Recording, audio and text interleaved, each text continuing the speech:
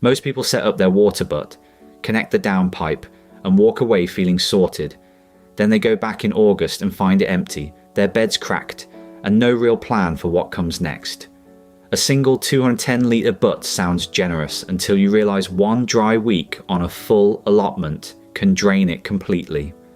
By the end of this, you will know exactly how to collect, store and manage rainwater, so your plot stays watered even through a dry spell, not just when it rains. Rain falls on your roof and runs into your gutters. That is the whole system. Your job is to intercept it before it disappears down the drain. You need a roof with guttering, a shed, greenhouse, or polytunnel all work. You need a diverter kit, a water butt, and a stand to raise it off the ground. That is the core list. The diverter fits into your existing downpipe and redirects water into the butt when it is filling. When the butt is full, it routes the overflow back down the pipe. No overflow plan means water pooling against your shed foundations, so do not skip it. Height matters here. Raise your butt on a stand. Purpose-built or stacked breeze blocks work fine, so you can fit a watering can underneath the tap. 40 to 50 centimeters of clearance is enough. Position it directly under your downpipe. Keep it close to the beds you water most. Every extra meter of hose between the butt and your bed is friction and effort you will feel by mid-July. If your plot has a slope, use it. A butt on high ground gives you natural pressure. Even a small elevation makes a real difference to flow rate. Turn the water off at the mains if your shed has a water supply nearby. This step is about your downpipe, not plumbing, but keep your workspace tidy. Mark a point on the downpipe roughly 5 centimeters above the inlet height of your butt. Cut the pipe cleanly at that mark using a hacksaw. Fit the diverter according to the kit instructions. Most clip directly into the cut section without adhesive. Connect the flexible hose from the diverter outlet to the inlet on your butt. Secure it so it cannot work loose in heavy rain. Check the overflow outlet on the diverter is clear and pointing away from your shed base. That is the installation done. One water butt is a start. 2 or 3 linked together is a serious system.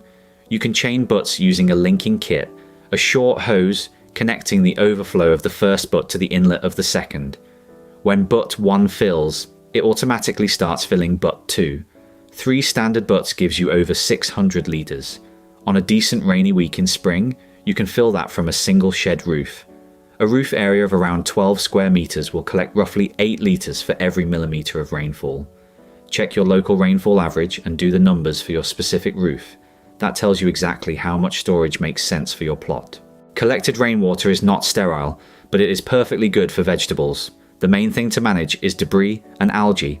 Fit a mesh filter at the inlet. Most diverter kits include one. Clean it every few weeks during autumn when leaf fall is heavy. Keep a lid on your butt at all times. An uncovered butt grows algae fast, becomes a breeding ground for mosquitoes, and loses water to evaporation. If you notice the water smelling stagnant, empty the butt completely. Scrub the inside with a stiff brush and plain water, and let it air before refilling. Do this once a season as standard.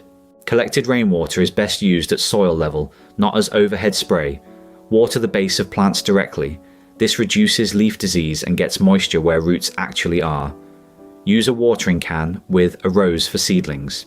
Use a can without the rose, or a hose with low pressure for established beds. Water in the early morning or evening, not midday. You lose a significant amount to evaporation if you water in full sun. During dry spells, prioritize. Newly planted crops and seedlings need water first. Established perennials and hardy can wait. Ration what you have and your 600 litres goes much further. 1 diverter, 1 butt on a stand, 1 overflow plan. That is the foundation.